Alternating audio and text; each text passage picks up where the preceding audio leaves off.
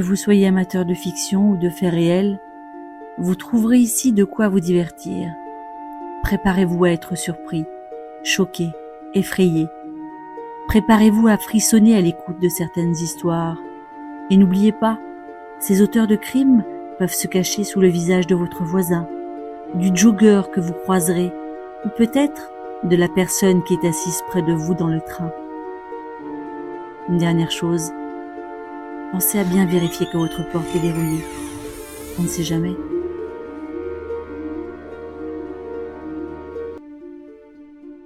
L'affaire Henri Van Breda. Au petit matin du 27 janvier 2015, les corps sans vie de Martine, Teresa et Rudy Van Breda sont retrouvés dans leur luxueuse propriété de Stellenbosch, la capitale sud-africaine du vin, située dans le sud-ouest de l'Afrique du Sud. Lorsque les secours arrivent sur place, ils découvrent le carnage. Les plaies des victimes indiquent qu'elles ont toutes été assassinées à coups de hache. Seul un membre de la famille a survécu à cette tragédie. En réalité 2, mais parmi elles, certainement le coupable. La victime rescapée est Marlie, la cadette âgée de 16 ans. Grièvement atteinte au cou et à la tête, elle restera 6 semaines dans le coma. Aujourd'hui, elle souffre d'amnésie rétrograde. Le présumé coupable ? Henri, 20 ans au moment des faits. Il explique aux policiers que sa famille a été victime d'un individu cagoulé. Il déclara que la nuit du drame, après une soirée normale en famille, et alors qu'il s'était réveillé pour aller aux toilettes, qu'il jouait sur son téléphone, il a entendu de bruyants claquements, des bruits sourds de coups. Il est sorti avec prudence des toilettes, et c'est alors qu'il a vu un intrus vêtu de noir en train d'attaquer son frère Rudy, 22 ans, à la hache alors que ce dernier dormait dans son lit. Henri déclare qu'il ne comprend pas tout de suite ce qui se passe. Et à le croire, ce sont ces appels de secours qui ont attiré son père de 54 ans, lequel tentera en vain de neutraliser l'agresseur. D'après ses dires, l'agresseur riait pendant qu'il achevait à coups de hache son père. Puis Henri aurait entendu sa mère de 55 ans crier dans sa chambre. L'agresseur, attiré par ses cris, se serait rendu dans la chambre de la mère et l'aurait poignardé à mort et blessé sa sœur de 16 ans. Henri Van Breda explique qu'il a tenté à son tour de maîtriser l'intrus. Il aurait réussi à le désarmer et pense même avoir aperçu une partie de sa peau et déclaré qu'il s'agissait d'un homme noir. Mais l'agresseur très fort lui aurait porté plusieurs coups de couteau avant de prendre la fuite. En le poursuivant dans les escaliers, avec difficulté suite à ses blessures, il prétendra avoir entendu 2 hommes se disputer en africain dans la cuisine. Ses douleurs étant trop intenses, il se serait évanoui. Je me suis réveillé. Je ne sais pas combien de temps je suis resté inconscient, assure-t-il. J'ai essayé plusieurs fois d'appeler les secours. Ce récit détaillé du jeune Henri n'a pas aidé les enquêteurs à éclaircir les diverses zones d'ombre qui entourent cette affaire. Le jeune homme est rapidement soupçonné d'être l'auteur du massacre et sa version est très vite mise en doute. Henri n'a jamais reconnu les faits et en attendant l'ouverture de son procès, le jeune homme est laissé libre contre une caution. Cela lui a permis d'entamer une relation avec Jens van Rensburg, une jeune femme qui, comme lui, était accro à la drogue.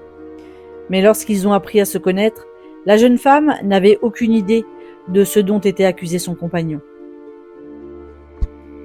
Je l'ai découvert sur Internet, a-t-elle expliqué dans un documentaire au sujet de l'affaire. Je lisais un article, puis je l'ai vu. Je me suis dit, oh, c'est pour ça qu'il ne parle si peu de sa famille. Malgré cela, et après avoir parlé avec lui, elle le croit toujours non coupable. Il m'a dit que si j'avais des questions, je pourrais lui poser, et qu'il serait honnête. Chaque personne qui passe un jour avec lui se rend compte qu'il n'a pas pu faire ça. Alors, coupable ou innocent ? Pourquoi avait-il mis 4 heures avant de téléphoner au secours, par exemple ? Et pourquoi l'entend-on clairement rire nerveusement dans l'enregistrement audio de cet appel ? Était-il accro au tic, cette drogue dérivée de la méthamphétamine qui engendre des comportements ultra-violents ? Toujours est-il qu'il donnera la même version lors de son procès, le 24 avril 2015, dans un tribunal du Cap. L'affaire de cette famille millionnaire, vivant dans un parc résidentiel de luxe, avec plusieurs gardes et services de sécurité, passionne à l'époque. Elle est digne d'un roman policier. Alors comment un meurtrier aurait-il pu s'introduire dans la villa des Van Breda? Lors du procès, costume impeccable et cravate sombre, cheveux blonds soignés rasés de près, Henri Van Breda, 22 ans, semble tout droit sorti de l'une de ces universités huppées et ressemble à une caricature d'étudiant blanc aisé. L'affaire suscite un vif intérêt dans une Afrique du Sud habituée au crime, mais rarement au sein de ses communautés les plus favorisées. La défense a réussi à empêcher la retransmission, tant attendue de la population, de ce procès en direct. Selon les dires d'Henri, dès le début, la police l'a considéré comme coupable, ne lui a pas dit qu'il avait le droit de faire appel à un avocat et l'a contraint à demeurer en slip, claquant des dents dans une pièce rendue glaciale par l'air conditionné, pour lui extorquer une déclaration sous la contrainte. Au médecin qui l'examinait, les policiers auraient dit qu'ils pensaient que le jeune homme s'était infligé lui-même les blessures superficielles dont il souffrait. Lors de son procès, il plaidera non coupable. Son avocat tentera de mettre en doute la réalité de la sécurité du parc résidentiel où vivaient les Van Breda, en notant qu'il n'y avait que 2 gardes pour tout superviser. Après que la responsable du service de sécurité eut assuré que 18 personnes en étaient entrées ou sorties cette nuit-là et qu'elles étaient toutes munies d'une carte d'accès, la défense a diffusé une vidéo provenant des caméras de surveillance montrant que 5 véhicules étaient entrés entre 3h et 5h25 du matin, période où a eu lieu le crime le jour fatidique, alors que le garde de sécurité n'en a enregistré que 2. Par ailleurs, la responsable a admis 4 activations du système de sécurité cette nuit-là, ajoutant qu'il ne s'agissait pas d'alarme, mais probablement de réaction à une baisse de courant. L'avocat d'Henri, maître Botta, a lui fait valoir que cela pouvait aussi être provoqué par une branche posée sur la clôture électrique, afin qu'une personne franchisse le mur avant qu'arrive le garde. Oui, a admis le témoin. Mais il aurait alors été capté par une caméra, a-t-elle assuré. Ce à quoi l'avocat de Henri Van Breda a répliqué en soulignant que seuls 35% du périmètre clôturé était couvert par une caméra. Lors du procès, le jury aura également accès à l'enregistrement de l'appel au secours d'Henri. Sur l'enregistrement, une voix saccadée mais calme, malgré la lenteur exaspérante de l'opératrice. L'accusé explique avoir parlé lentement pour que l'opératrice comprenne son accent australien.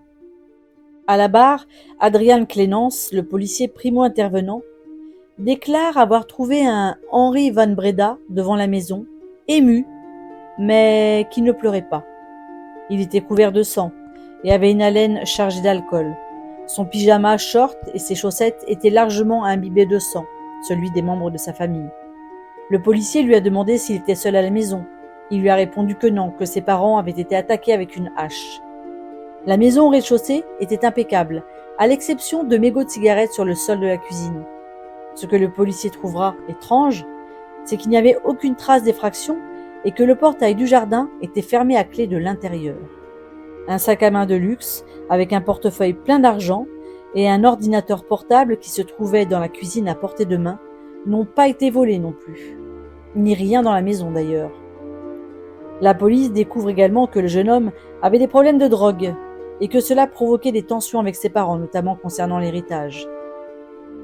L'enquête nous apprendra également qu'on aurait entendu le bruit d'une dispute dans la maison Van Breda le soir avant le crime, d'après des voisins proches, et que la hache et le couteau abandonnés par l'agresseur appartiendraient aux Van Breda. Ces armes portaient toujours le code barre du magasin indiquant un achat récent. Est entendu ensuite Christian Guelgenberg, un des 2 membres du personnel soignant appelé sur les lieux du crime et qui a permis de sauver la vie de la plus jeune des Van Breda, Marlie, 16 ans à l'époque. Il a témoigné ce souvenir comme la pire scène de crime vue en 39 ans de carrière, et de décrire le flot de sang sur l'escalier, devant un accusé visiblement ému pour la première fois depuis le début du procès. Marlie a eu la jugulaire entamée par un coup de hache et 5 coups à la tête.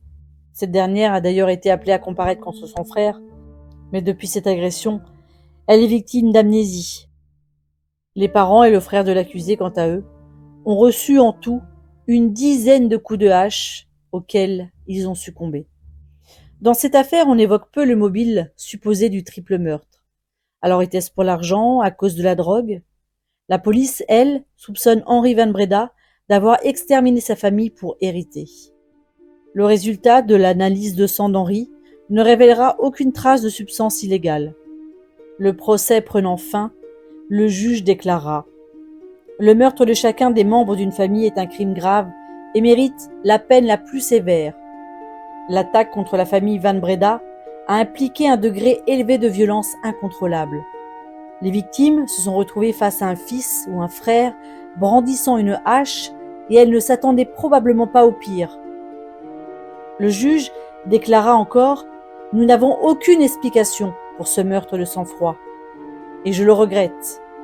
Vous n'avez fait preuve d'aucun remords, a-t-il aussi constaté.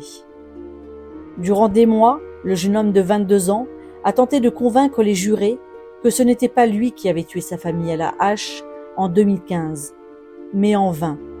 Vous avez survécu avec des blessures sans conséquence.